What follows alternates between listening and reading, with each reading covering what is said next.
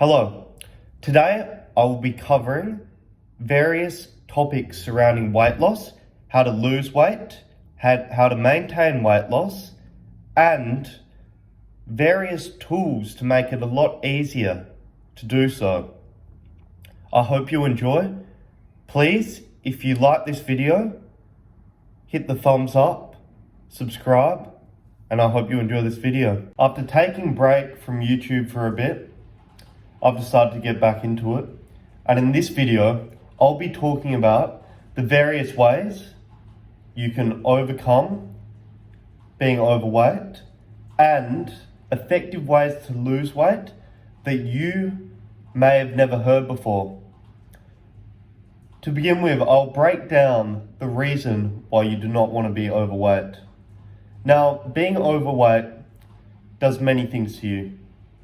It increases inflammation through release of adipokines, because as your fat cells grow past their normal volume and extend beyond that into their pathogenic, in a way, disease state form, the efficiency of the cells begins to go down. So they release inflammatory proteins in order to mediate repair or destruction of the cells. But because these adipocytes rarely recycle, they just keep on producing these until the actual fat mass in which they store goes down. Now, why is this important? Because when you accumulate too much fat in your cells over a long duration of time, this low intensity inflammation can increase your risks of cancer, all-cause mortality, and morbidity from pretty much all lifestyle diseases, autoimmune diseases, you name it. So that's an important reason why you do not want to be overweight. It also decreases life enjoyment, increases depression, with insulin sensitivity very highly linked cause of obesity and consequence of obesity. They've often called diabetes. Insulin sensitivity and obesity are very much linked together. Insulin sensitivity has been found to be the cause of Alzheimer's and many other neurodegenerative disorders such as Parkinson's, which is of major concern, especially given the fact that in the world, across the world, especially Western countries, the state of health is declining to a point in which almost anyone who is not taking care of their diet and their lifestyle factors is at risk of getting a neurodegenerative disease, with the rates of disease going up beyond the level where it can be considered just to be a fact of people living longer or an aging population. Because the fact is the population has actually stagnated for the first time in years, in decades actually, in terms of the peak age we are reaching. But that's another subject. These non-communicable disease present complications also, including diabetes, as cells can no longer absorb the glucose required to function adequately due to their insulin resistance, which is related to the obesity itself and is another reason to lose weight. You don't want to be getting diseases such as Alzheimer's and type 2 diabetes. But I'm happy to say that I will tell you the ways to avoid this. Now, I want to break down something first. The effect of weight gain is actually dependent on your ethnicity and genetics as well. What do I mean by this? Well, people who reside in Southeast Asia actually contain, on average, less fat cells compared to those of European origin or African origin. Why does this have an effect? Because your fat cells don't actually replicate and they can last for up to 10 years. The fat you have, the number of cells you have, is stagnant. So if you accumulate the fat, there's only a certain amount of cells that can absorb that fat. And with European and African genetics, more fat cells are produced, meaning the load of fat is distributed across a wide range of tissues, meaning the tissue size itself does not grow as much compared to a Southeast Asian who has a smaller quantity of fat cells, and as a result, accumulates the fat in a less distributed manner, causing them to expand and leading to a higher rate of diabetes, insulin resistance, and other metabolic disorders.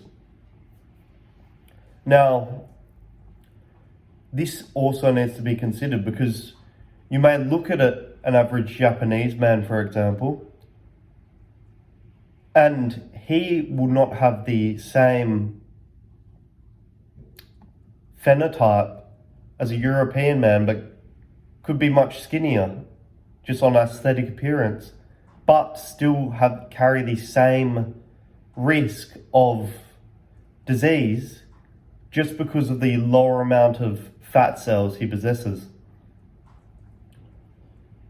Now, moving past this, I'd like to go in now to ways to actually reduce this, to reduce your fat. And I'll break down the 2 methods to do this. Now, obesity and loss of obesity or loss of weight is often said to resolve around calories in and calories out.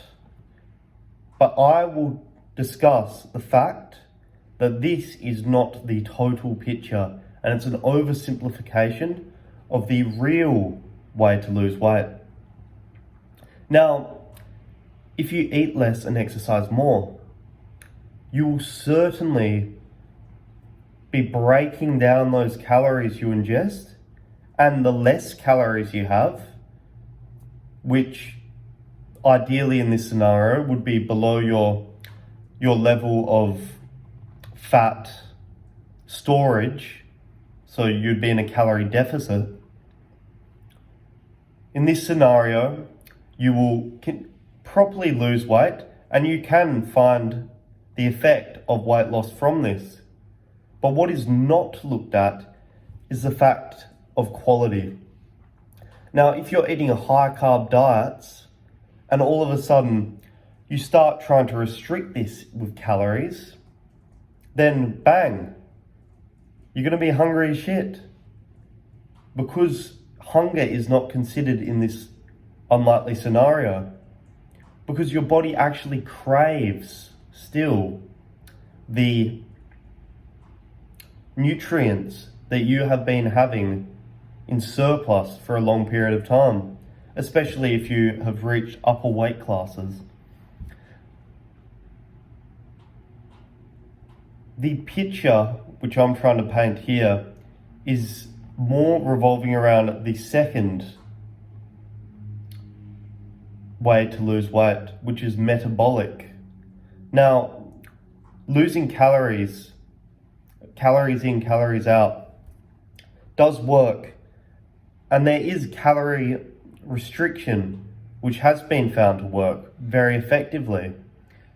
But the actual longevity of this, now that's questionable.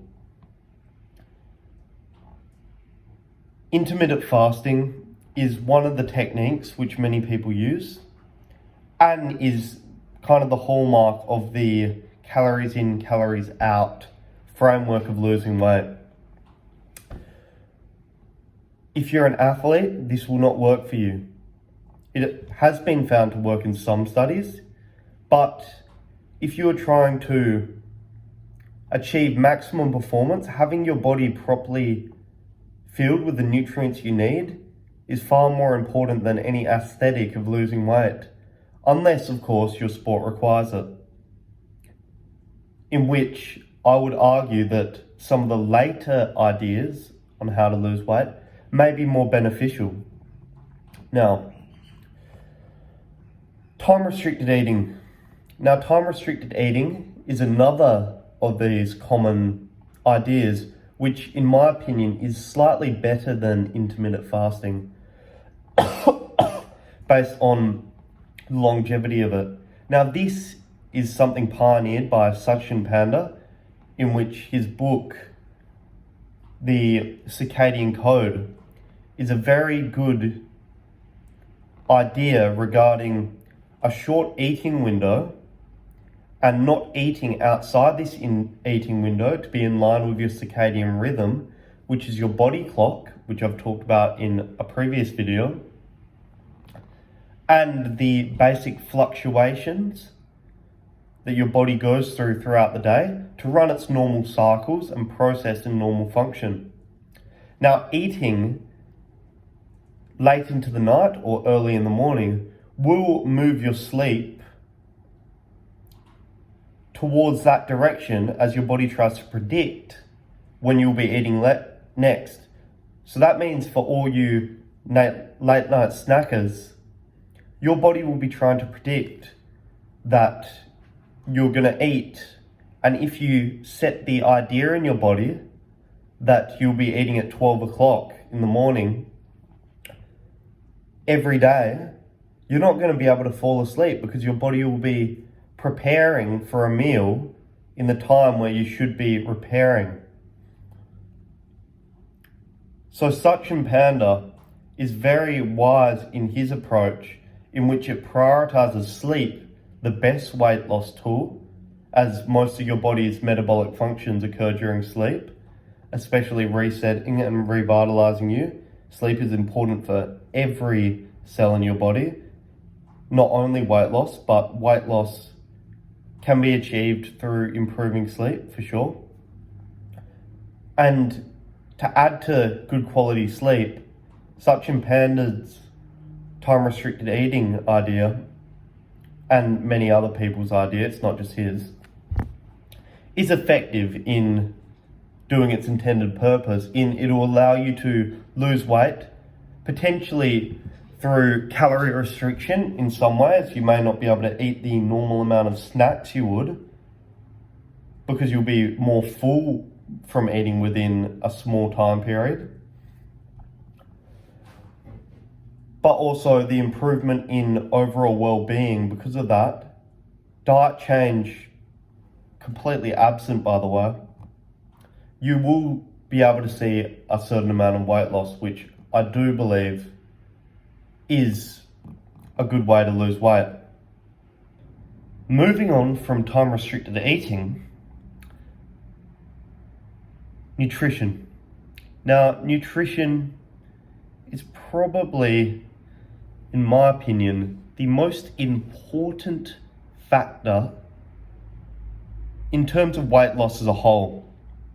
And I think it's approached in a very poor manner by the various health and fitness industries in terms of very restrictive diets and lifestyle practices that are not maintainable over long durations of time. And anything, of course, not maintainable over long durations of time is useless, because the fact is we want to stay fit, healthy, and have more energy for longer. Any band-aid solution that cannot be followed and maintained will not allow us to reach this goal. So, how do we do it? Well, beginning with whole foods is the most important factor in maintaining your health, because whole foods and cooking for yourself is how you know the stuff in your fridge and the stuff in your food and what you're consuming is good. What types of food does this include? Anything from vegetables, fruit, animal products such as meat, more importantly, unprocessed meat, such as beef, steak, even mince. Mince is very good. Chicken, pork, whatever it is. That is how you ensure there's no seed oils in your food, there's no nasty additives in your food, such as artificial substances, which will destroy your microbiome, destroy your insulin sensitivity, and lead to weight gain in ways that you have not even recognized. Now, metabolism is your body's way to break down components and have regular function within your cells and your body. It is every single reaction that occurs in your body, and thus is key to think about in terms of weight loss and weight gain, depending on what you want.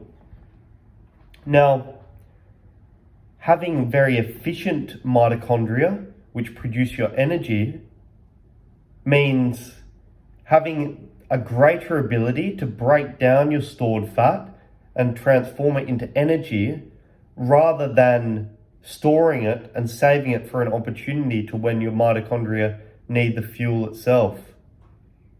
Now, what do I mean by this?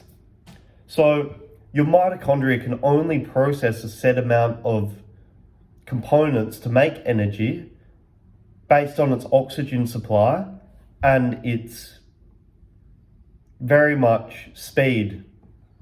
They're very fast, but they can be faster based on how you eat and what you put into your body regarding your environment as well. Increasing your mitochondria's efficiency at producing energy means more fat can be turned into energy rather than stored, and more of the calories you take in will not be stored in general. This is the greatest technique to lose weight, and it revolves around 4 things which I'll discuss. Exercise. Exercise is probably the greatest way to speed up your metabolism, because it not only produces more mitochondria in your muscles, it increases the amount of calories you need to actually be at a maintenance weight, because it uses a huge amount of your stored energy just to get into the range of movement that you need in various exercises. Now, this can be anything from running to walking. Any single thing will improve your insulin sensitivity, improve your mitochondrial function, as your body is pushed just beyond its edge to where it needs to make an adaptation to increase its ability to produce energy, so that when you engage in the task in the future, you'll be better prepared for it. Now, this means that as a consequence of doing exercise, there'll be more mitochondria there in anticipation of another high intensity bout that were not there before. And having more mitochondria in general means there's a greater requirement for energy, and you need to input more energy even at rest, because they require energy to function on a even resting metabolic level for your resting metabolic rate, which is a way to lose fat, of course. Now, your microbiome is another factor that assists in your mitochondria and your ability to produce energy. Now, many people say it's a diverse microbiome you want. Many people say lots of fiber. That could be true in some extent, because there's certainly more chance of there being beneficial bacteria if there's a greater diversity. But to be fair, the science is not that clear, because even the experts do not know an awful lot about the microbiome because of its great variety of organisms and its very large tendency to shift based on your environment and your day-to-day life. For example, if I was to fly over the other side of Australia right now, my microbiome would shift in a few days based on air quality and other compounds. So to say that a certain microbiome composition is key is a bit misleading, because it is unknown and your microbiome does change because the organisms change within it. But there is a very clear factor that using antibiotics, destroying all the bacteria in your microbiome, is terrible for you, increasing risk of all kinds of diseases. Eating poor quality food with high sugar content, high processed carbohydrates and processed compounds, chemical compounds that do not exist in nature, will favour improper bacteria, pathogenic bacteria, that may cause harm to you in the future based on their pathogenesis and disease-causing nature.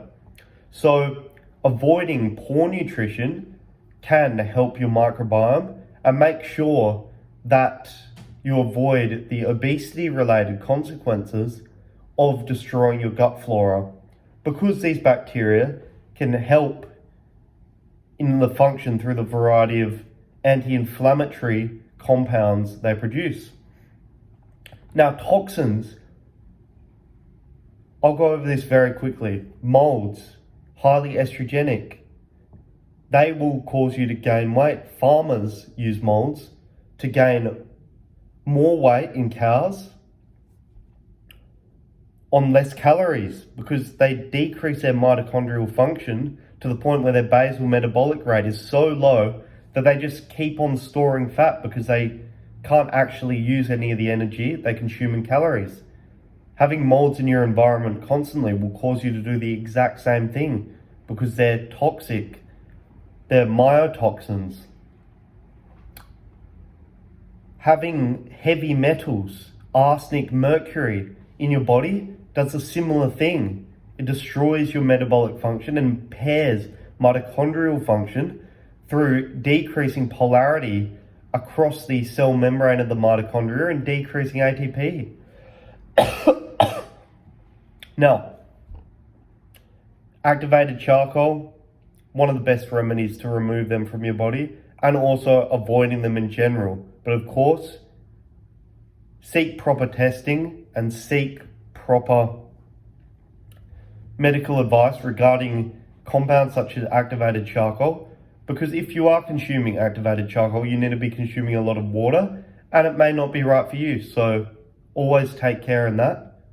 But in terms of its effect in clearing up molds and these terrible heavy metals, they're key. Now, sunlight, I've already talked about it in other videos. Sunlight, red light, increases melatonin, which is a potent antioxidant in your mitochondria, improving function due to decreases in reactive oxygen species. Now, this will improve your mitochondria's ability to burn the fat and allow you to reduce weight. So get out in the sun a bit more than you are and slowly build yourself up to an area where you're not burning, but also you're getting the maximum amount of vitamin D and other beneficial compounds which will improve your body's function and your body's ability to burn weight. Now that all that has been said, I've talked about TRE, calorie restriction, and why it's not as important. I've talked about the multiple ways to improve your mitochondrial function and the reasons why you should, in general, try to resist becoming obese and lose weight because of the variety of diseases that it may result in you succumbing to. I hope you've enjoyed this video and I hope you've found a lot of my ideas very helpful. Please like and subscribe, and I'll see you next time.